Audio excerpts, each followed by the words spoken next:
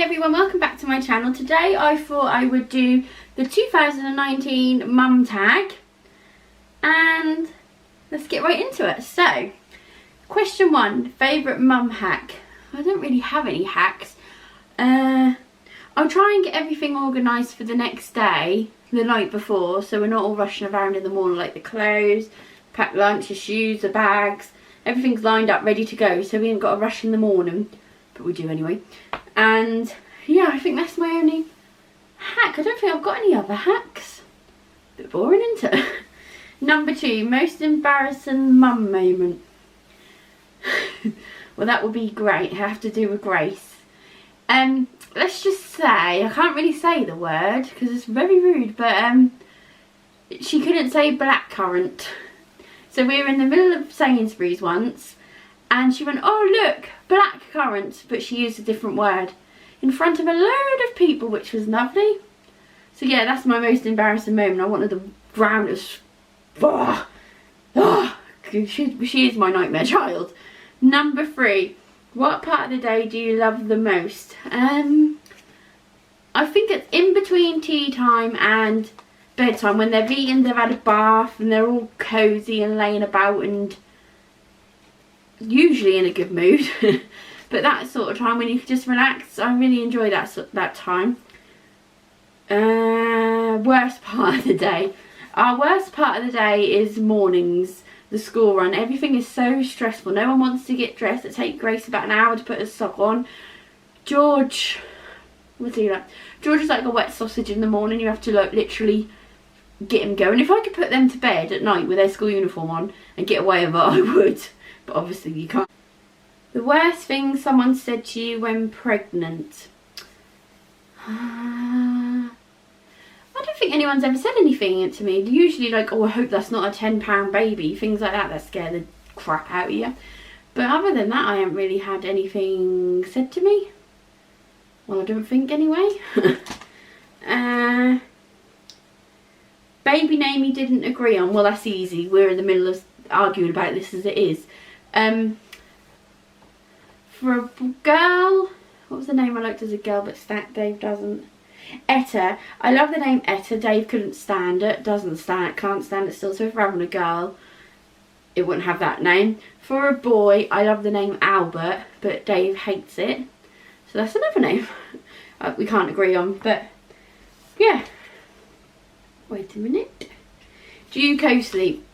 If you cast co-sleeping as someone turning up in your bed at 3 o'clock in the morning, then yeah, we do co-sleep. As long as someone gets some sleep. Something you brought but never used. A nappy bin. Waste of money. There's no point in using a nappy bin. Just put it in a nappy sack. My brain's gone. Put it in a nappy sack. Just put it in the bin outside or put it near your door and put them in the bin later on. That's a waste of time putting it in the bin, because then you have to empty that. You might as well just walk out and put it in the bin. Free hospital bags. Free hospital bag. Most haves. Makes sense. Snacks, drink, and something to read, because you can be sitting, you might have to stay in overnight and there's no way you can sleep on a maternity ward, no way. So something to keep you busy, like a book, a magazine, I don't know, yeah. Something just to keep you busy, because it's so boring. I hated staying on a maternity ward, I absolutely hated it. Oh, hi Daisy. Are you a routine or go with the flow mum? What does bedtime look like? I tried to stick to a routine, but since the clocks have changed, everything's gone. So at the minute we're just winging it. It's half term as well at the minute, so I don't stick to routines during half term. A routine during the half terms and the holidays, because kids need to be kids at the end of the day. What does our bedtime look like? As long as they're all in bed by 8, I'm happy. Even if they're not asleep, as long as they're all in bed, I'm happy. What type of labour did you have and what pain relief? Well, George was born 4 weeks early and it was very quick, and I'm trying to remember. Didn't have any pain relief with him because everything happened when psh, so quick.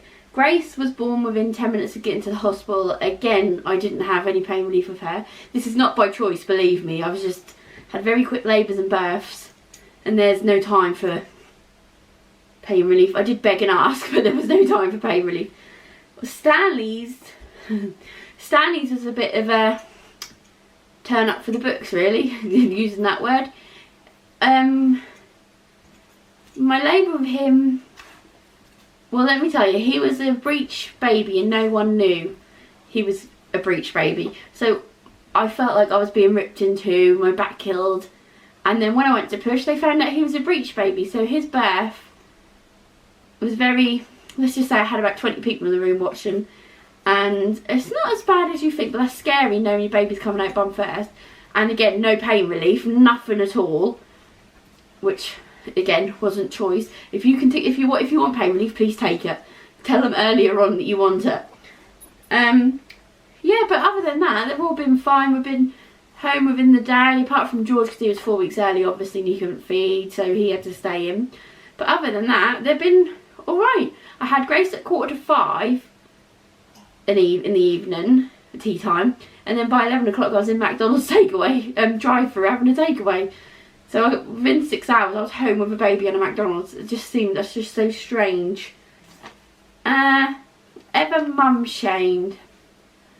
I don't think I have. The only thing I don't like, which really does bug me, and I know I will say after, is when there's a mum dressed head to toe in a coat, hat, gloves, you name it, decked out for the weather, like, you know what I mean, like winter weather, and then there's a baby with a little zip-up jacket on in the buggy with socks off and no shoes or nothing. I know kids don't always keep their socks on, but I put George in tights in the end because he kept ripping his socks off, but that really does bug me when the mum's all covered and the baby's like open. That really does bug me. But I wouldn't go up to someone and shame them. I just think, oh, coffee. That's it. The biggest challenge you've faced since being a mum. I would say Stanley's bits and pieces, what he's got going on or had going on, and what he's been through. That's been quite scary. And having a little, how old was he then? A 2-year-old going for an MRI, being put to sleep. X-rays, blood tests, injections, having nurses literally pin him to him to try to get blood out of him. I've cried so many times over it, but we are getting there. He's grown, so we are getting there. But it's horrible. I've got to do this quickly because my battery's running out. But the best advice I was ever given was leave everything around you, cuddle that baby. You can't spoil a baby. Thank you for watching, and we will see you again soon. Bye.